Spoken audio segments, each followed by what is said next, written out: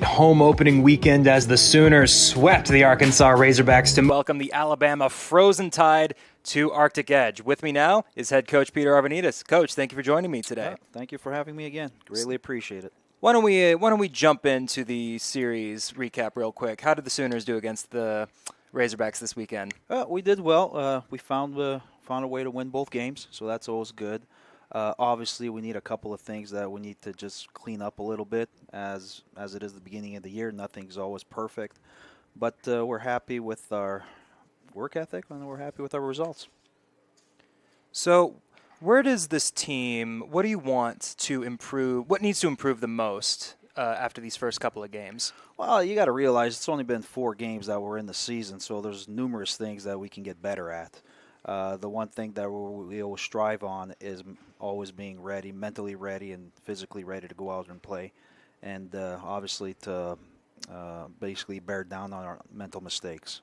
Our work ethic needs to be there. Our mental mistakes need to go down, and obviously playing disciplined hockey always gives us a better chance to win.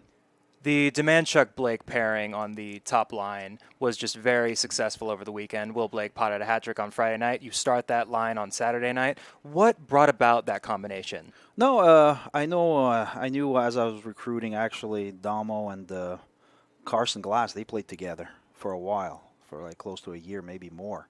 So I just thought that putting Blake in between them, he's been a great player for us since last year, very offensive-minded, takes care of his own end very well. So I know that he can fit in pretty well. Now, did I think it would come to this extent? No, but it's a great positive, and I think they all complement each other very well. What you would call a bit of a happy accident? Absolutely. Nothing wrong with that. It's just very bizarre to me because I played with Tristan, albeit briefly, during training camp a few years back, and I've broadcasted so many of his games over the last couple of seasons. I didn't know he had a younger brother, and they just look so much alike, and that's bizarre for me as a broadcaster. I have to double-check just looking through the face mask because they just look so much alike. Yeah, they do. Actually, they have me and Alan, we always joke around that they have mom's features, so that's why they look good. But no, but they're different types of players. So that's the one thing that you can notice them pretty quickly. You know, Tristan is one aspect of the game, and Carson's the other, and it both works well with the way they play. Now, everyone in the booth was very happy and impressed with the new faces that you brought in, and there's so many of them. It's hard to keep track of who's new and who's old, but the team looked very cohesive, very fast, very physical. But what is the ceiling for this team for you as it's currently constructed? Oh, well, the ceiling's always just to get better every day you're here. You know, I always mention after practice, you know, when you're coming here, you're always getting better every day. And you just add up all those days, and when you're headed towards nationals, that's when you start to peak basically your roster. And like I said, it's the start of the year. We had a 4-0 start. It's still early. We got still a lot of things to improve on. But like I said, it's a great start, and you'd rather be where we're at than on the bottom. And Culbertson Bond, he was in the Qui-Gon Jinn pose during warm-ups that Devin Levi popularized, and we got a kick out of that on the broadcast. He just seems like he's on a whole nother level this year. Is that because he has better support in front of him, or is that because of work that he's done? Well, that always helps. You know, I've always said it that, you know, our goaltending has been our strength. And last year they were facing literally averaging, you know, 45 to 50 shots against the game. Well, now in 4 games, he's only faced an average, I think, of maybe 20, 22. So again, we're just asking him to make the big save and let us take care of the trash that's in front of the net. So that's why I was very big on getting a little bigger on the back end and a little smarter as well, where defensemen know where to basically find the wingers or the centerman pretty quickly and getting it out of our zone. But at the same time, when there's rebounds, they're big enough and strong enough to win those battles. And that way, our goalie just has to make 1 save instead of 3. 2 goals that stuck with me were Tristan Glass's goal in Game 1 and Swearingen's goal in Game 2. Both of them were plays kind of caught deep in the Arkansas zone. You steal a puck here, and it's just shoved in, and on both plays, the defense on Arkansas was napping. Is that something that you've been hammering into the players, just being on guard at all times? Well, as players, you always have to be, And on Blake's goal, what he did well was literally he found an opportunity to get the puck in, and he followed his puck, and he got a lucky bounce out of it, and good for him, because he put things on net, and when you put pucks on net, good things happen. So yes, as players, they always have to be aware of what's going on around them on the ice, and do we remind them that every shift. We'll get to the Frozen Tide in just a little bit here, but something I wanted to ask you. Have you been following the Travis Kelce, Taylor Swift thing at all? Actually, I just heard about it just the other day, and then I actually went even a little further back, and then I saw that she actually came to the game. She did. And so basically I'm sure that's big news for the NFL. Now, see, Coach, I'm just saying, I know that there are a couple of single guys in that dressing room. I think we need to get one of them set up with a celebrity. I think it would do wonders for the image of this program. You're involved with all this social media stuff. I'm sure you can get them working on that. Think I can play matchmaker for a little bit? I'm sure you have all the tools necessary. So it has been a bit of a rough start for Alabama, and Alabama is a program that the Sooners have a bit of success against. They are 6-2 against the Tide in the last couple of seasons, and Alabama has started out 0-4. They've actually already been to Arctic Edge once this season. They had a 2-game series with UCO. UCO had quite a bit of success against them. They had a 12-1 win and an 11-1 win. So bit tough sledding for the Tide so far, but still D1 opponent. I can't imagine that you guys are taking them lightly. No, you can't, because every game is it's a little different than junior hockey, where players in the past, when they played at that level, you play a 60-game schedule, so you're always sort of have that mentality. Well, if we don't win now, we have another round that will face them. Now at college, it's literally you cut those games in half, so every game that you play has a meaning. And no matter what they did 2 weeks ago, really doesn't mean that's going to happen to them again. So our focus since Monday's practice has always been focusing on us being mentally and physically ready to play Alabama on Friday. We're not even thinking about Saturday. Our goal right now is to be prepared for Friday. And we had a good start of practice of the week, and we want to keep that momentum going till we see them on Friday night, because I promise you they're coming in hungry.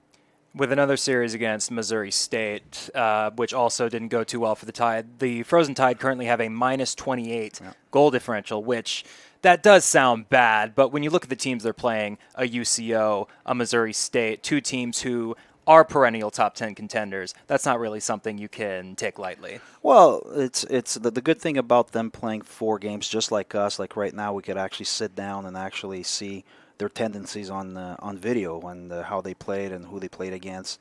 But at the same time, we got to look at ourselves and making sure that it's not going to be easy. When you're 0-4, you're always playing desperate hockey, and when you do that, usually you come out and you play your best games. So we got to play our best games. So we can't sit back and just watch them and then go according to their tempo. Basically, we got to come out, play our game, our style, basically use our speed, basically use our size, and basically dictate the tempo and be disciplined, and I think we should be fine. Speaking of discipline, once again, as is par for the course in any ACHA series, quite a bit of penalties over the weekend, and the special teams, one side looking pretty good for you guys, the other just okay. Your penalty kill, only 1 for 12, the opposing team has scored. That is a 91% success rate, so pretty good on the penalty kill. Yeah. The power play, 4 for 22, you guys have scored. So I'm imagining you want to get those power play numbers up a little bit. Yeah, it's like any other coach. You'd rather have that up 50%, But again, we're still feeling out of, what players, what lines are going to be there for. Basically, you can't have them on for 2 minutes, but more or less who will bulk up the bigger time amount on the ice. But, I'm happy the way we're moving the puck. Obviously, we tweaked some things on Monday when we practiced with the power play, so we're going to try to do it again today and tomorrow, and then hopefully that brings us better results on Friday. One of my main criticisms throughout the season on the broadcast last year was the way the forward core was constructed. It didn't feel like there was a top 6 and a bottom 6. It felt like it was just 12 forwards put together. Do you feel like you have more of a top 6 and more of a bottom 6 that you can turn to in different situations? It's fun you mention that, because I don't really look at it that way. I look at it as I got 12 forwards, and all of them bring a certain dynamic to to the ice, and basically, depending on who's performing at that level, that game will earn more ice time. So I'm just happy that we just got more rounded, and basically everybody complements each other very well in the meaning of when we added more offensive talent and we added more speed, what gives us a better dynamic of basically the results that we're seeing right now on the ice. And one more question before I let you go. This is same case as last week, but it's a bit more iconic this week. You're going to take part in a series where Oklahoma is playing Alabama. Yeah, that's just cool. It is. It is. It's fun. Obviously, you know it. You know, whether it's in the basketball courts or basically on the football field, it's always a good rivalry. And in hockey, it's no different. You know, they're a perennial school, so are we. And it's fun that they come to us and then we go to them. So it has a good rivalry, obviously, on the hockey front. And like I said, hopefully on Friday night we come out on top, and hopefully we continue that on Saturday. All right. And that is all we have for Coach Arvanitis. But before we let you guys go to break, OU Hockey is a student-led organization, and you can help out by sending a tax-deductible donation to ouhockey.com. That's ouhockey.com. We'll be right back.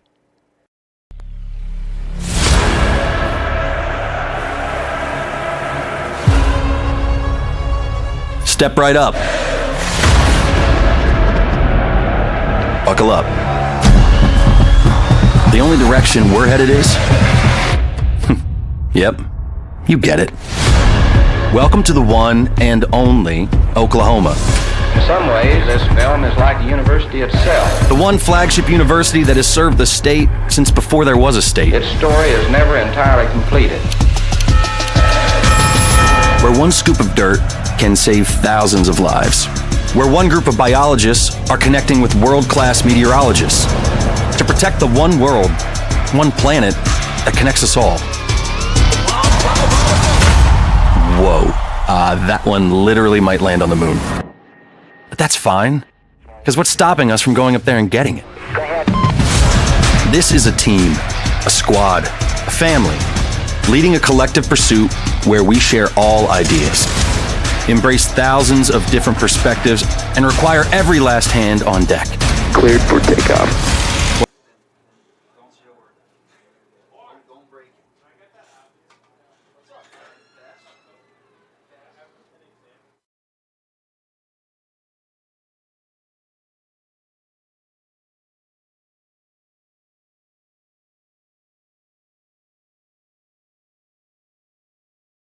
With Blake Swearingen, who is the inaugural OU Hockey TV Player of the Game. So congratulations to that. Thank you.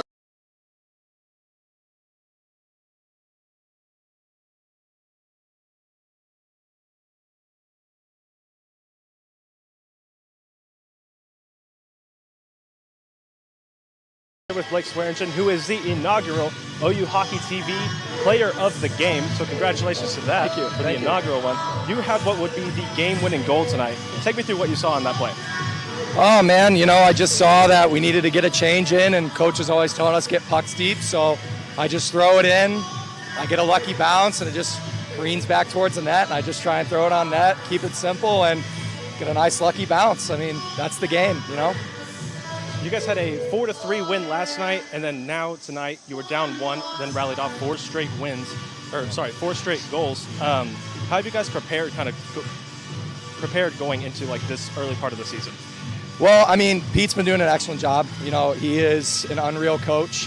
He's just been really beating into us the systems that we need to be running. And, I mean, like you said, we were down 1 at the start, and I think we're just still started that season getting into it. But when we get into it, as you can see, we get going and we start putting it on net. So, I mean, really, I would just say our practices are just really good system focus, and I think that that's what's transitioning into these good point-scoring games for us. Yeah. And like Ben said earlier, 4 wins this season, 0 losses so far. What is it about this team to kind of be able to have the start compared to last season? Oh, man, I don't know. I mean, I really can't tell you. I think there's just good chemistry in the room. I think the boys are really, fired up for this year. It just feels nice and light when we come to practice. Boys are ready to work hard. Everybody's grinding out there. So I can't give you 100% definite, this is it, but I mean, I just love the group of guys that we got out here working together, working hard. Thank you, Blake. Hey, no, thank you. Guys, back up to you.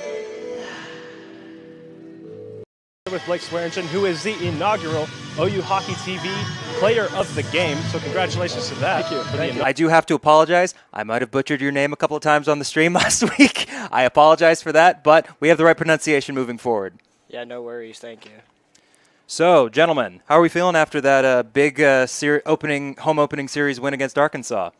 Feeling good. 4-0 is always a good start. Now, you had a pretty big night on Friday, my friend, with the hat trick. Now, why don't you take us and the viewers through that?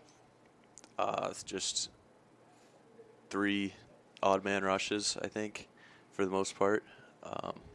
Some good passes from the line mates to help out. But now, speaking of line mates, you two were paired together fairly early this season. And, Matt, you are a Oklahoma native. So what does it mean for you two to be on the top line of this team at this point in your careers? I'd say it's a pretty big deal to me. Obviously, hockey's not very big in Oklahoma, and to be on one of the top teams and be on that top line is just really special. So, Will, I don't know if you know this, but you went into Saturday night's game top 5 in scoring in the country. How does that feel?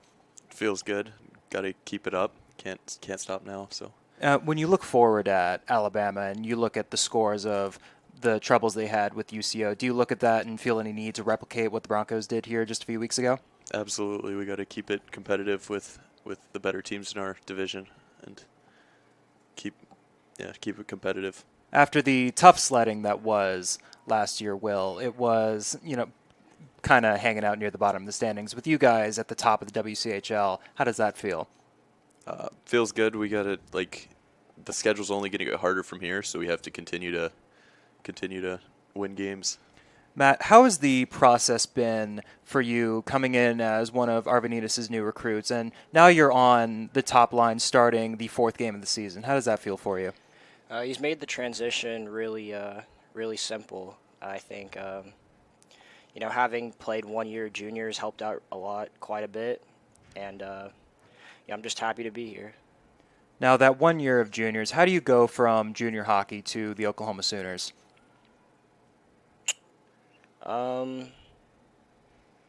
Junior hockey taught me a lot about time management, both on and off the ice, and just the way the game moves in juniors is really similar to college. It was a really big stepping stone. Now, thankfully, they don't make the broadcaster do this, like walk around with the headsets on going to class, but there is a tradition that OU Hockey has their incoming freshmen do where they wear full equipment to class. Now, how long does that go on for? I only had one class to do it. I was pretty fortunate to only have to do it for one class, but it was really fun. How many people do you think see that and they see a guy walking in full OU Hockey equipment and they go, wait a minute, we have a hockey team? It was really cool. Just getting recognized, saying oh, we have a hockey team, that's so cool. Just growing the game. What does it mean for you two to wear the interlocking OU on your chest? One of y'all have got to go. I mean, it's just really cool, playing for your school.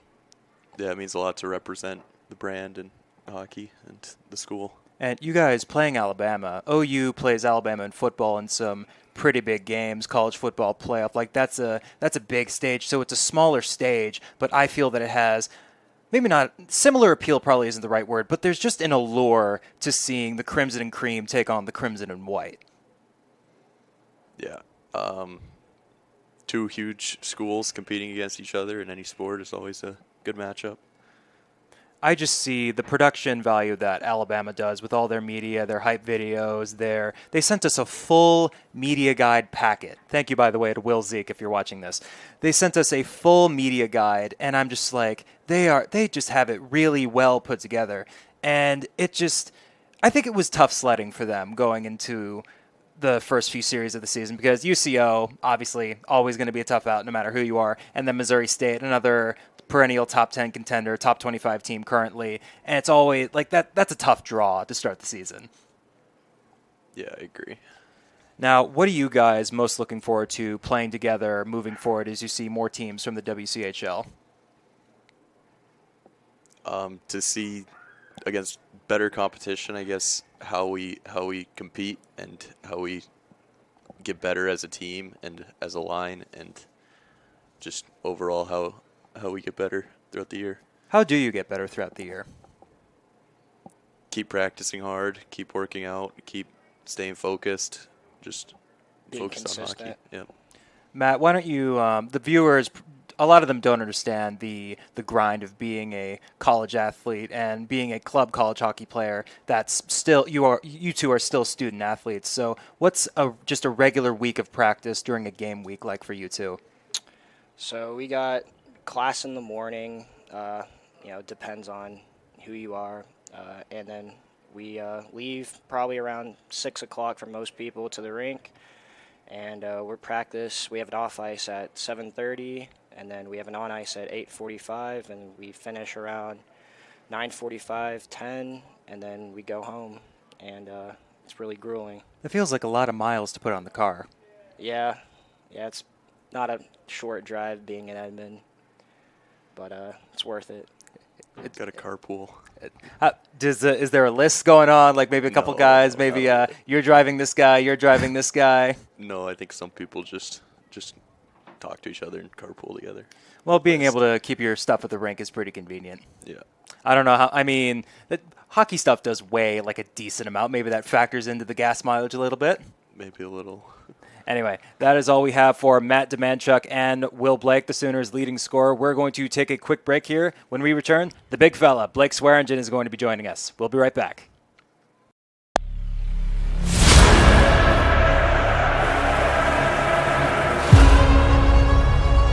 Step right up. Buckle up. The only direction we're headed is... Yep, you get it. Welcome to the one and only Oklahoma. In some ways, this film is like the university itself. The one flagship university that has served the state since before there was a state. Its story is never entirely completed. Where one scoop of dirt can save thousands of lives. Where one group of biologists are connecting with world-class meteorologists to protect the one world, one planet that connects us all. Whoa, that one literally might land on the moon. But that's fine, because what's stopping us from going up there and getting it? This is a team, a squad, a family, leading a collective pursuit where we share all ideas, embrace thousands of different perspectives, and require every last hand on deck. Cleared for takeoff. What else we got? More trophies than you can count? Check. Rhodes Scholars? Check. Largest research engine in the state? Check. The next generation realizing a new American dream? Okay. Actually, it's better than okay. It's OKLAHOMA.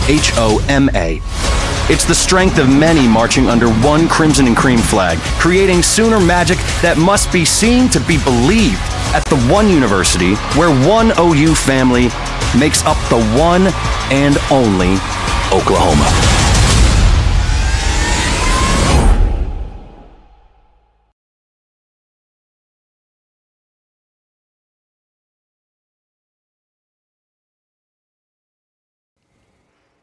Welcome back to Hockey Time in Oklahoma. Once again, I'm Ben Dacu. With me now, the big fella, Blake Swearingen. Blake, thank you for joining us. Yeah, hey, no, thanks for having me. Now, much like Mr. Demanchuk, who was just with us, you also cut your teeth here in Oklahoma, former Oklahoma City Junior Blazer. Yes. So what was that like playing for the Blazers back before the move? I mean, it was great. It was a great experience. I played there like my senior year of high school. So, it was cool to still be able to be at home and get that junior experience in. Taught me a lot. I mean, I think hands down, I got some of the best hockey development there when I was playing in high school for that year. I mean, just that pace is just different. So it was really great to be able to do that at home, still get to be with the family and everything. So now it feels like this has happened very quick, but you're one of the few Sooners already who have played under both Coach Miller and Coach Arvanitis. So what are some of the key differences between those two and how they coach, and also their schemes?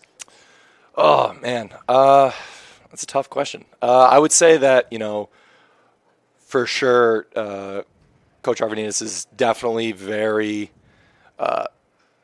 offensively, like, we are going to just pressure them into nothing. Like, we are on them the whole time throughout the game.